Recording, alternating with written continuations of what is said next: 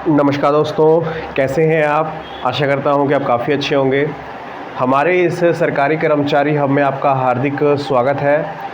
तो आपके लिए, सभी केंद्रीय कर्मचारियों के लिए ऐसी ऐसी खबरें लेके आया हूँ जिसका जानकर आपको बहुत ज़्यादा हैरानी भी होगी, खुशी भी होगी, क्योंकि ये सारे ऑर्डर जो है, सारी इन्फॉर्मेशन जो है कल यहाँ पर जारी की गई। ठीक है, तो वीकेंड ख़त्म होते होते आप सभी के लिए बहुत सारी जानकारियाँ हैं 8 CPC रिगार्डिंग, आपके अलाउंसेस के रिगार्डिंग, और आपके एक बहुत बड़े फैसले में यूनियन को बहुत बड़ी जीत यहाँ पर मिली है। और इस जीत के साथ सरकार ने भी माना है कि हाँ, हम केंद्रीय कर्मचारियों के लिए ये चीज़ जारी कर रहे हैं। 60% जब से DA हुआ है, आपके अलाउंस में 25% की बढ़ोतरी कर दी गई है, और आपके 18 महीने के DA एरिया की घोषणा भी यहाँ पर की गई है। तो बहुत सी इस वीडियो में आपको चीज़ें देखने को मिलेगी, तो वीडियो लास्ट तक ज़रूर देखिएगा। हर ऑर्डर आपके लिए इम्पोर्टेंट हो सकता है, कोई भी ऑर्डर आपके हाथ से मिस ना हो।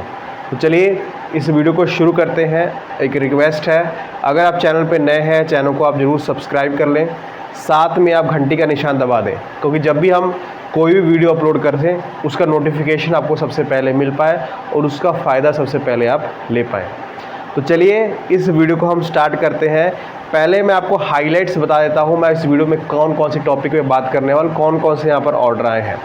तो अपने स्क्रीन पर आप देख पा रहे होंगे, यूनियन को मिली बड़ी कामयाबी, कोर्ट के आदेश को सरकार ने माना, जारी किया आदेश। ये आदेश मैं दिखाऊंगा किस बारे में है। DA 60% के ऊपर जाने के बाद अलाउंस में 25% की बढ़ोतरी की गई है।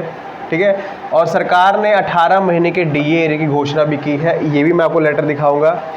जो AGM है, AGM एक बहुत बड़ा संगठन है, एक बहुत बड़ी चीज़ है।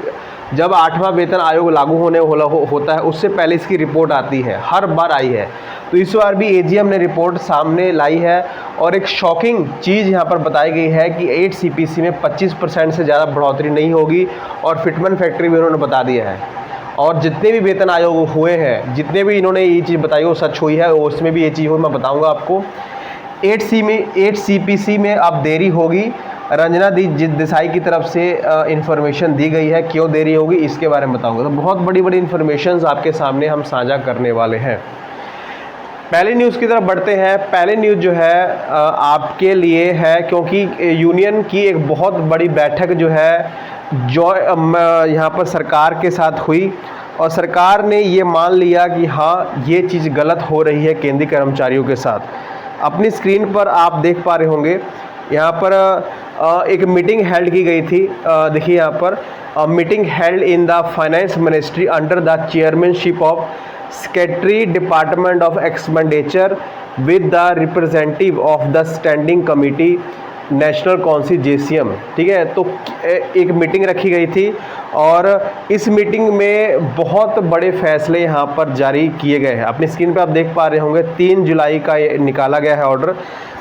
आप सभी जानते हैं कि आप केंद्रीय कर्मचारी हैं, आपने 60 साल नौकरी करनी है, कभी ना कभी आपसे ज़्यादा पैसे रिकवर किए गए होंगे। आपकी गलती ना हो या आपकी गलती हो, उतना अमाउंट नहीं, आपसे ज़्यादा पैसे रिकवर किए गए होंगे, और रिकवरी अभी तक हो रही है। उसके ऊपर यहाँ पर ये मीटिंग रखी गई थी, और इस मीटिंग में अभी तक यहाँ पर कहा गया है कि 5 से 10 लाख रुपए अभी तक केंद्रीय कर्मचारी से वसूले जा चुके हैं। तो उसके बाद रिव्यू किया गया, अपनी स्क्रीन पे आप देख पा रहे होंगे, रिव्यू किया गया। और यहाँ पर देखिए 5वां पॉइंट बहुत इंपॉर्टेंट है, strict instruction should be issued to all ministries department to the adhere of judgment of honorable Supreme Court. The matter state employee pensioner should be not force approach court implement Supreme Court judgment government order। एक government order आया था, चलिए मैं आपको government order दिखा देंगे। अपनी screen पे आप गवर्नमेंट ऑर्डर देख पा रहे होंगे। इस गवर्नमेंट ऑर्डर में ये लिखा गया था कि जिस केंद्रीय कर्मचारी से रिकवरी ज़्यादा हो गई है, ज़्यादा पैसों की रिकवरी हो गई है, वो उसको पैसे उससे लिए नहीं जाएंगे। ठीक है, ये आदेश है, क्योंकि ये डिपार्टमेंट की मिनिस्ट्री गलती है, लेकिन फिर भी डिपार्टमेंट वसूल करता है। तो यहाँ पर सख्त आदेश आ चुके हैं कि अब ऐसा नहीं किया जाएगा। मान लीजिए एक्सेस रिकवरी हो, एक्सेस पैसे दिए जा चुके हैं किसी पेंशनर को, किसी एम्प्लॉय को उससे पैसे रिकवर नहीं किए जाएंगे। यहाँ पर उन्होंने अपनी साइट पर, जो जेसीएम की साइट है, उन्होंने ये सारी चीज़ें अपलोड की हैं। ये बहुत बड़ा निर्णय है, इससे काफ़ी केंद्रीय कर्मचारी को, क्योंकि सभी जानते हैं कि 1 करोड़ से ज़्यादा केंद्रीय कर्मचारी और पेंशन कर्मी हैं, कभी ना कभी ये दिक्कत आई होगी। तो इस दिक्कत को यहाँ पर जेसीएम स्टाफ ने सॉल्व कर दिया है और यूनियन ने सरकार को मना लिया है। सख्त आदेश यहाँ पर आ चुके हैं, अपनी स्क्रीन पे भी देख पा रहे होंगे इस आदेश को। ये आदेश आपको डिस्क्रिप्शन बॉक्स में भी दे दी जाएगा, वहाँ से आप उसे पढ़ सकते हैं। ठीक है, चलिए आगे बढ़ते हैं अगली खबर की तरफ। अगली खबर जो है 60% डीए के ऊपर जानते ही अलाउंसेस में बड़ी बढ़ोतरी कर दी गई है। अब ये बढ़ोतरी फेक है कि सरकार ने आपको उलझाया है, आपको जानकर काफ़ी ज़्यादा हैरानी होगी। अपनी स्क्रीन पे आप देख पा रहे होंगे, यहाँ पर देखिए, ये जो चिल्ड्रन एजुकेशन अलाउंस है, कल ऑर्डर आया कि आपके चिल्ड्रन एजुकेशन अलाउंस में बढ़ोतरी कर दी गई है। एक लेटर जारी किया गया था 15/4/2026 को। ठीक है, आप सभी को मालूम होगा, चिल्ड्रन एजुकेशन अलाउंस जो है पर मंथ 1812 रुपये कर दिया गया था और हॉस्टल सब्सिडी थी 8437 रुपये कर दी गई थी। फिर से लेटर क्यों जारी हुआ है, फिर से ऑर्डर क्यों आया है? जब डीए 60% के ऊपर जाना है तो ये ऑर्डर क्यों आया है? ये ऑर्डर इसलिए आया है क्योंकि जब आपको हॉस्टल सब्सिडी मिलती थी या फिर आपको जो चिल्ड्रन एजुकेशन अलाउंस मिलता था, आप जितना भी खर्चा कर लेते थे, या ज़्यादा हो या कम हो, आपको एक अमाउंट फिक्स कर दी गई थी 2812 रुपये पर चाइल्ड। ठीक है, और साथ में हॉस्टल सब्सिडी 8437 रुपये पर मंथ आपको फिक्स कर दी गई थी। लेकिन कल ऑर्डर आया है, ये कोई बढ़ोतरी नहीं हुई है। सरकार ने आपके साथ एक चीज़ की है कि अब आपको ये फिक्स अमाउंट नहीं रहेगी। जो ये आपका जो ये अलाउंस है चिल्ड्रन एजुकेशन 2812 रुपये फिक्स नहीं रहेगा, ये कम भी हो सकता है। मान लीजिए आपके पैसे बढ़ाने में खर्चा कम हुआ, मान लीजिए 2812 रुपये लिखे गए हैं, मान लीजिए 1500 ही हुआ, तो आपको 1500 ही मिलेंगे। ये 2812 फिक्स नहीं रहेंगे। उसी तरह ये सब्सिडी जो 8437 रुपये वाली है फिक्स नहीं रहेगी। तो ये लेटर जारी किया गया, इसमें साथ में लिखा भी गया है, देखिए, द रीअम्बर्समेंट ऑफ हॉस्टल सब्सिडी पर चाइल्ड शुड बी 8437 रुपये per month of the actual expenditure incurred on boarding and logging when ever is lower. अगर कम है तो कम ही रहेगा। तो एक सरकार ने खेल खेला है। सरकार ने सोचा, केंद्रीय कर्मचारी सोच रहे थे कि हमारे में बढ़ोतरी हो गई है, लेकिन ऐसा नहीं हुआ है। ठीक है, एक और चीज़ है इसमें, मैंने पॉइंट में लिखा है 18 महीने का डीए एरियर भी मिलेगा। अब ये क्या है भाई? इसमें अपनी स्क्रीन पर कल एक लेटर, एक ऑर्डर बहुत ज़्यादा वायरल हो रहा था, मैं साझा की। देखिए इस ऑर्डर में, देखिए ये ऑर्डर जो है, पहले तो एक ऑर्डर आया था जिसमें मर्जिंग का फैसला करके एक ऑर्डर छापा गया था। ये भी यहाँ पर रेलवे की तरफ से ऑर्डर आया है कि सरकार की तरफ से मंजूरी मिल गई है कि आपके 18 महीने के डीए एरियर को सरकार देने जा रही है और अगले मंथ से ये शुरू हो जाएगा। आप सी के ऑर्डर भी देख पा रहे होंगे। ठीक है, इसमें सारा कुछ लिखा गया है, कहाँ से ऑर्डर निकला है, नीचे सिग्नेचर भी आप देख पा रहे होंगे। पर ये ऑर्डर फेक है, ये ऑर्डर फेक है। अभी तक ना रेलवे की तरफ से, ना सरकार की तरफ से ये चीज़ें हुई हैं, ना 18 महीने के ऊपर। सरकार ने तो पहले ही मना कर दिया है, हर जगह मना कर दिया है, या फिर राज्यसभा हो या लोकसभा हो, या सरकार ने अपनी साइट पे भी अपलोड कर दिया है कि हम 18 महीने का डीए एरियर नहीं देंगे। तो कैसे रेलवे विभाग ये ऑर्डर निकाल सकता है? ये ऑर्डर फेक है, इसमें आप फंसे ना, को काफ़ी सर्कल में ऑर्डर घूम रहा है।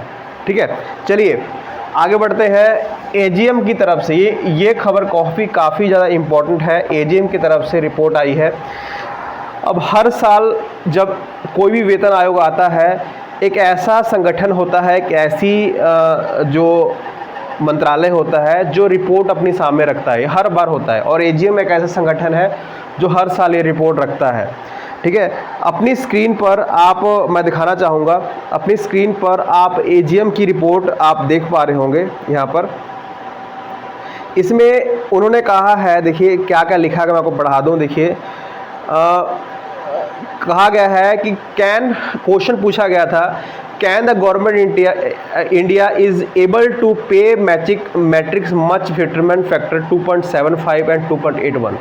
उनसे साफ क्वेश्चन किया गया था कि क्या अभी इंडिया के सरकार, जो भारत सरकार है, उसका अभी उनके पास इतनी शक्ति है कि आपको फिटमेंट फैक्टर 2.75 से लेकर 2.81 तक दे दें। यहाँ पर 3.833 की बात नहीं हुई थी, यहाँ पर बात हुई थी क्या 2.75 या 2.81 तक फिटमेंट फैक्टर मिल सकता है।